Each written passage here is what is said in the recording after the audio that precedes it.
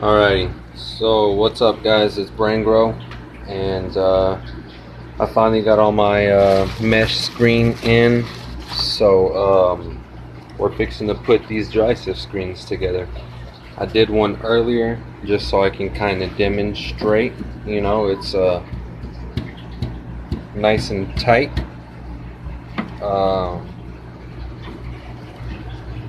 So we got, this is the 60 mesh screen. Alright, so we got our 4 frames put together here. Alright, and then this one, and they'll kind of just stay stable on top of my my new drying box I put together.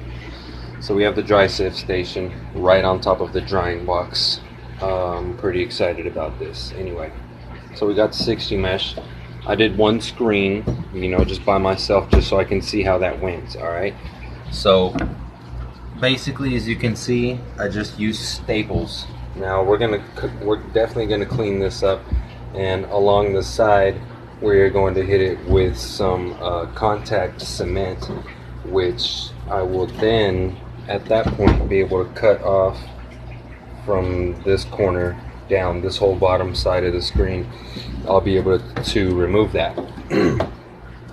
So I don't have the contact cement at this point, but before this video is over, I'm going to make sure and put that on there and whatnot. So for now, we're fixing to get started on the 90 mesh screen. That was the 60 mesh. We're going to do the 90 mesh, and then the 110, and then the 200.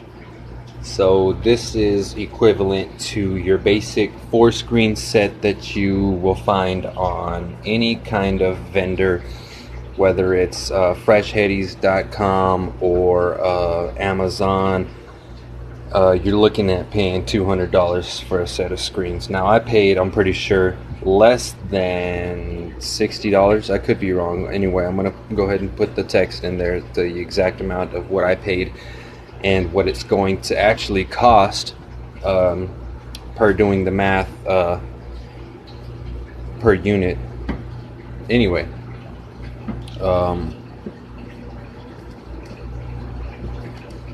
let's go ahead and move on to the 90. I'm going to show you how I'm going to get started on doing this.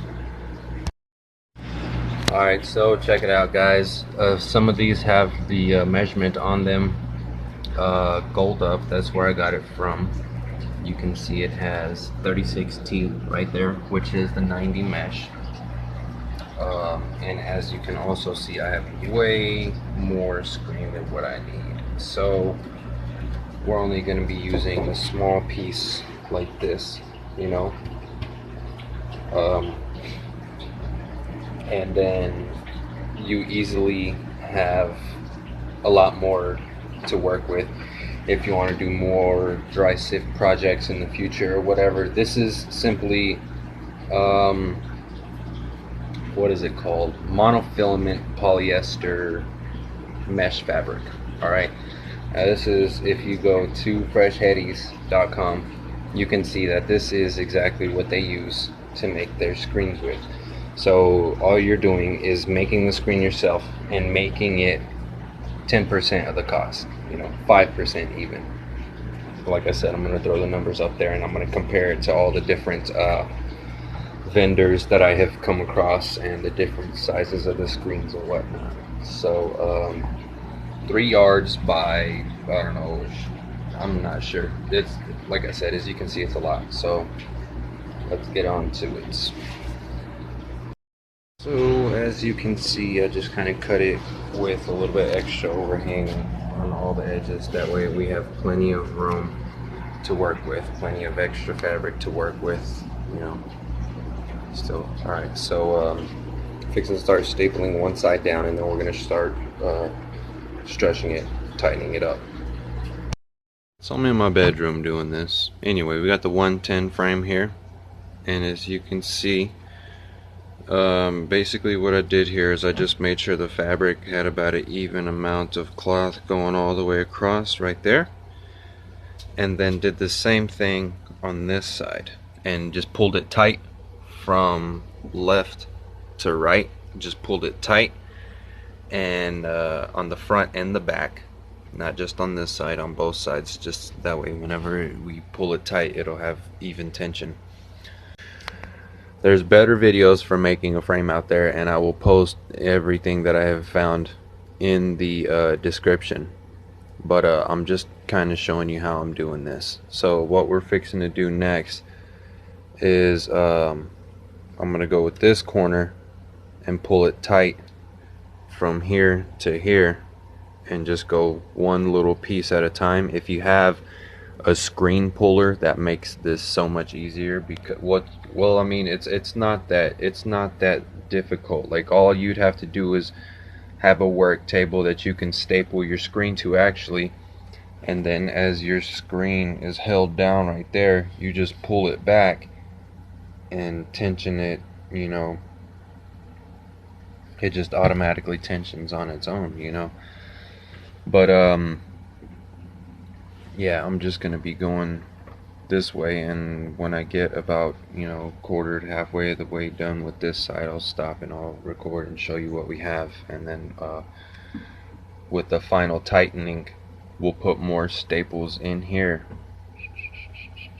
just to make sure that every little inch of the screen is nice and tight.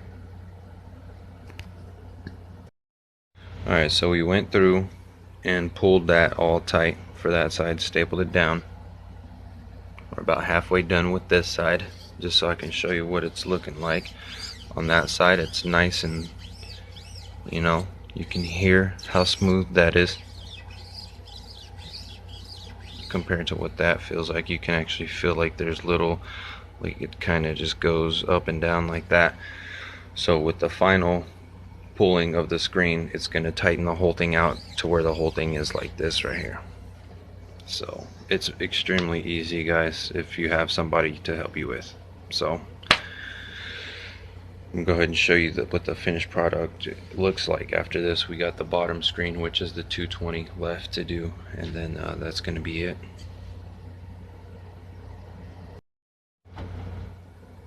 Alright, when you're done, you're left with a nice tight screen on there. So yeah, that's pretty good right there. So this is the 110, and if you wanted to just do a 2-screen set, then you would just do, look how bouncy that is, that's lovely. You would just do your 110 and then do your 200 mesh, which is the last screen that I'm fixing to do. On the last screen, the 220, and it seems like we found a little bit of an easier way to do this by hand. So we went through, stapled the two sides, right? And then I tightened it right here, put a couple staples, and then came to this side, tightened it right there, put a couple staples, went back to this side, did a couple more, and you can see how tight and smooth that is. It is coming out like way better. Should have been doing this the whole time. So make sure if you're gonna do this by hand, do it this way, because this is gonna come out fucking perfect. Once we put that last one in there, it should tighten it nicely. So yeah, this method is working out pretty good. Alternate the last two sides you staple, just alternate tightening and stapling, and that'll work out. Alright, so with that tech, it kind of seems like they came out perfect. There's a little hair on there. These are fucking beautiful. Really smooth, nice and smooth. Really tight, as you can hear the tension as I run my fingers over it. And that pretty much finishes us up. The last step that we're gonna do is we're gonna use some contact cement to basically just polish up the look a little bit. We're gonna take out the staples, we're gonna cut off all this extra screen, and we'll be able to just go all the way around the top of it with that contact cement, and then just cut all the screen off all the way around it, which is what I want to do. But I gotta wait till I get the contact cement first. So here we go, guys. We got the dry sift station mostly put together.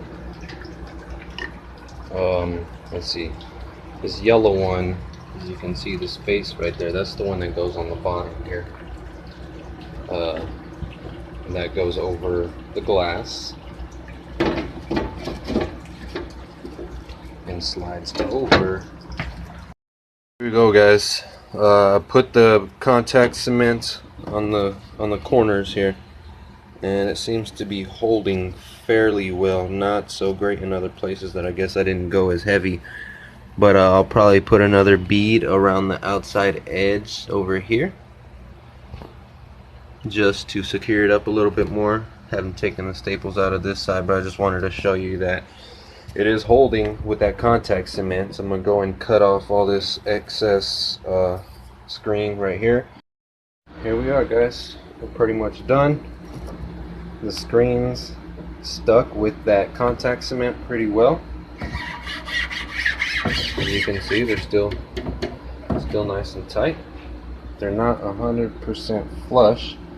As you can see, the bottom two, which are the most important ones, actually are flush. Got the 60 and the 90 are kind of wobbly, so I'm gonna see if I can't put something heavy on top of those and let them form into place over time. May not work because of the screen, but still gonna try it anyway. All right, set this up to where you can actually put these side by side.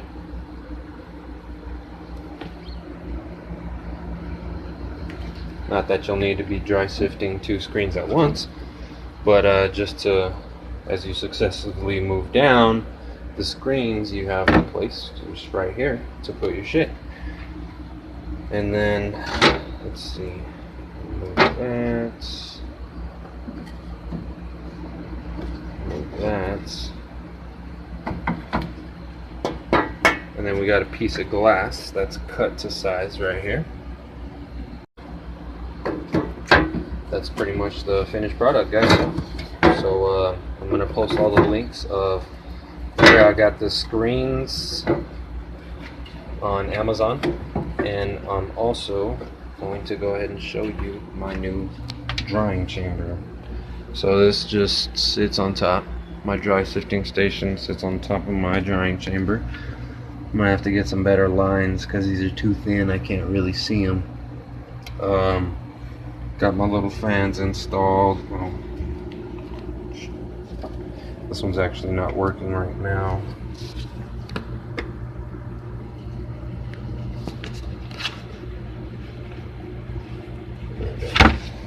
Yeah, that one's actually not working right now. Did a little bit of dry sifting on the Green Alien trim. I'm gonna go ahead and record the next time I do it. Anyway, we got my drying rack right here, 4 drying lines over here, so I can dry more wheat at once. And this is sealed off much better. I caulked up the corners and stuff. So got my what's this? My thermostat, hygrostat. Got my hygrostat in here. Hey guys, one last tip of advice. When you're doing this, make sure you pre-drill your screens, and make sure, if you can possibly, get the same type of wood to do all of your screens, or whatever type of frame you're planning on using that contact cement. I believe you can probably use whatever you want to make your screens. But yeah, if you liked the video, make sure you thumbs up and subscribe. Peace out from Brain Grow.